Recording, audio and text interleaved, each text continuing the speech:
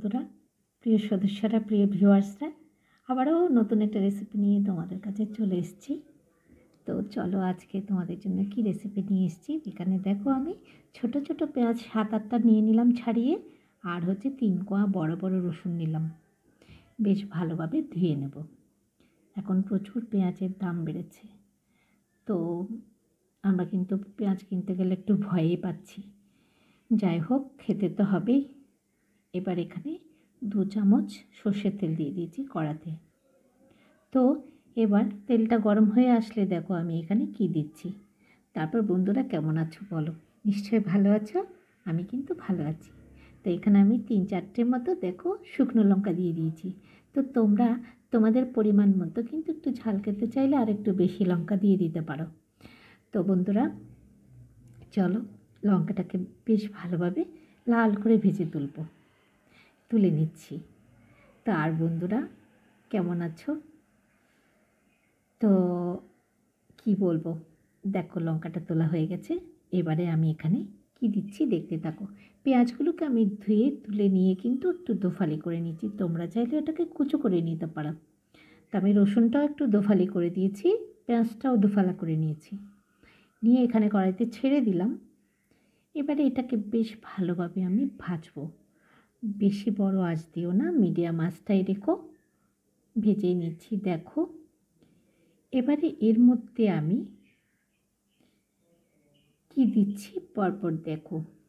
তো একটু পরপর করে নেড়ে চেড়ে দিচ্ছি। চলো, শীতকাল আসলে আমাদের মনটা একটু কেমন ঝাল ঝাল কিছু খাবো, বা একটু হাতে মাখা বা ভর্তা বা বাটা এরকম কিছু খাওয়ার খুব মন চাইছে। ঠিক আজকের রেসিপিটা ঠিক ওই ধরনেরই।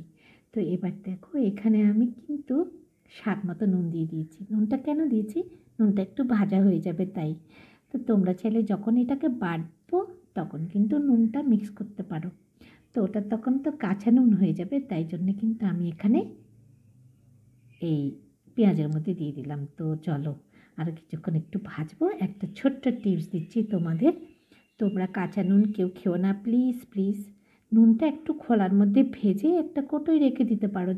যাদের কাঁচা নুন খাওয়ার অভ্যেস আছে তারা কিন্তু নুনটাকে একটু হালকা কড়াতে নেড়ে ছেড়ে কিছুক্ষণ কৌটো ভরে রাখতে পারো। সেটার গুণও অনেকটা কমে যায়, যেটা কাঁচা নুন খেলে যে ক্ষতিটা হয়।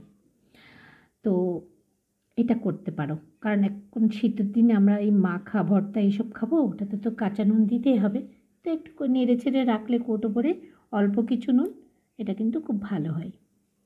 তো চলো এবার তোলার কিন্তু সময় হয়ে গেছে। আমার এটা ভাজা ভাজা হয়ে গেছে, পেঁয়াজটা রসুনটা আমি তুলে নিচ্ছি। তো বন্ধুরা, আমরা কিন্তু সবার কাছ থেকে সবাই কিন্তু কিছু না কিছু শিখি। তো সেরকম আমাদের ফ্যামিলিতে একটা আমার দিদি, তো প্রেশার আছে। তো উনি কিন্তু সবসময় এরকম ভেজে রাখতো। তো একদিন জিজ্ঞেস করেছিলাম, তখন আমাকে বললো হ্যাঁ, ভেজে খেলে নুনটা অনেকটা কম ক্ষতি করে। তো যাই হোক, এবার তুলে নিয়েছি। এবার আমি এটাকে শিলনোড়ায় লঙ্কাটা প্রথমে বেটে নিলাম দেখো। তোমরা চাইলে মিক্সিতেও বাটতে পারো, কোনো ব্যাপার না। কিন্তু হাতে বাটা, শিলনোড়ায় বাটার স্বাদ কিন্তু একটু আলাদা থাকবে। এবারে কিছু কারি পাতাটা একদম ফ্রেশ না, কারণ এটা আমার ফ্রিজে ছিল কারি পাতাটা। তো কারি পাতাটাও বেটে নিলাম। এবারে নিলাম দেখো 2 বাটি, ছোটো ছোটো 2 বাটি নারকেলটাও বেটে নিলাম তার সাথে। এবারে যে পেঁয়াজ রসুনটা আমি ভেজেছিলাম সেটাও কিন্তু এবার বেটে নেব। ওটা একটু সাবধানে বাটতে হয়, কারণ একটুখানি হালকা তেল লেগে আছে। তো চাইলে তোমরা তেল ছাড়া ওটা কড়াইতে নেড়ে চেড়ে নিতে পারো, তেলটা পরে মিক্স করতে পারো সর্ষের তেলটা। আমি একটু হালকা তেলের মধ্যেই ভেজে নিয়েছি। তো আমরা অ্যাকচুয়ালি রান্নাটা হচ্ছে একটা আর্ট, যেভাবে করবে সেভাবে কিন্তু তার মতো টেস্টটা হবে। তো যাই হোক, চলো, এটা একটা গ্রামের খাবার, মানে গ্রাম্য একটা খাবার,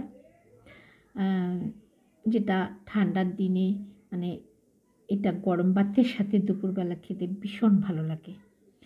তো এবার সব বেটে নিয়ে আমি মেখে নিয়ে নিচে একদম রেডি দেখো। এবার এক থালা গরম ভাত নিয়ে আমি তো খেয়ে নেব। তোমরা কখন খাবে বলো? যেই দিন খাবে সেই দিন কিন্তু একটু ভাতের চাল বেশি নেবে অবশ্যই, নাহলে কিন্তু দুপুরে কারো না কারো কিন্তু লাস্টে মানে শেষে যে খাবে তার কিন্তু ভাত কম পড়তে পারে, এটা কিন্তু মনে রেখো। তো বন্ধুরা, আমার ভিডিওটি কেমন লেগেছে অবশ্যই কমেন্ট করবে, লাইক করবে, শেয়ার করবে বন্ধুদের সাথে বা আত্মীয়স্বজনদের সাথে।